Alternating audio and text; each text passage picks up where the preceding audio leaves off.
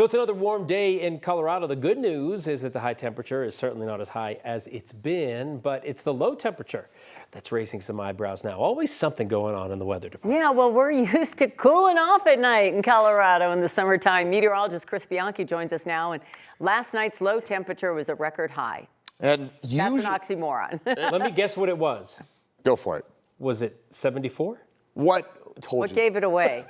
Nothing gets past me. All right, you want an actual quiz, Phil? Yes, go ahead. I'm going to put you on the spot. Right. Why does Denver cool off so efficiently in the evening? What's different about Denver that allows us to cool off but didn't happen yesterday?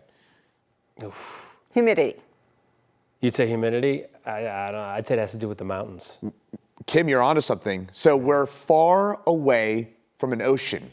Water is a moderating influence on temperature, right? If you think about it, Phil, you grew up in Boston, you spent a lot of time in New York. Yep. Our high and low temperatures in New York, about 15 degrees apart. In Denver, it's usually about 30, 35 degrees apart. Also, our altitude adds a little bit to that as well. So our low temperature yesterday, how about this? 74 degrees in Denver, warmest overnight low in 145 years here in Denver. I'm going to explain why in just a second.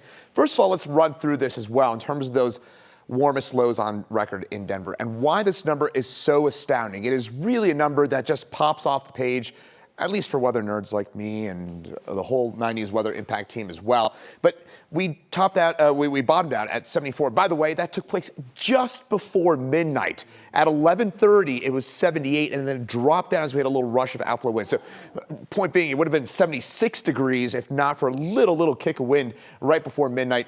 You don't care about that. What you do care about is, look at this, warmest low since in 145 years since 1881.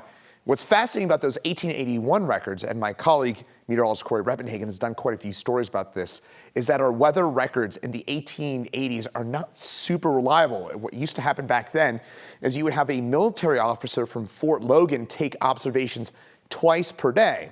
Now, if you're taking weather observations in person twice per day, you sometimes might miss that low temperature. Also means our snow records are not super reliable from the 1880s. So my point is this would be my official meteorological summarization of that. But why was it so warm yesterday, at least in terms of those low temperatures? It was very, very hot on Sunday. We talked about that plenty, right? It was 103 on Sunday, warmest air temperature in 8 years.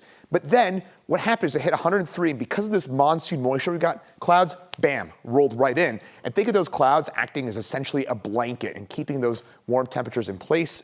It stayed cloudy last night with some of those showers that we had, and we had just enough of a wind that it brought down that temperature from 78 to 74 right before midnight. But point being, Kim and Phil, it was unusually warm yesterday, and it was more the low temperature rather than the high temperature. That 30 to 40 degree swing in one day is something to get used to when you don't grow up here, because it certainly, like as you pointed out, didn't happen back east. Oh, Phil, you've been here less than a year now, right? Yeah, almost. Oh, buckle up. More to come. You ain't seen nothing yet. Let's just leave it at that. I've enjoyed every minute of it so far. Same. All right, Chris, thanks.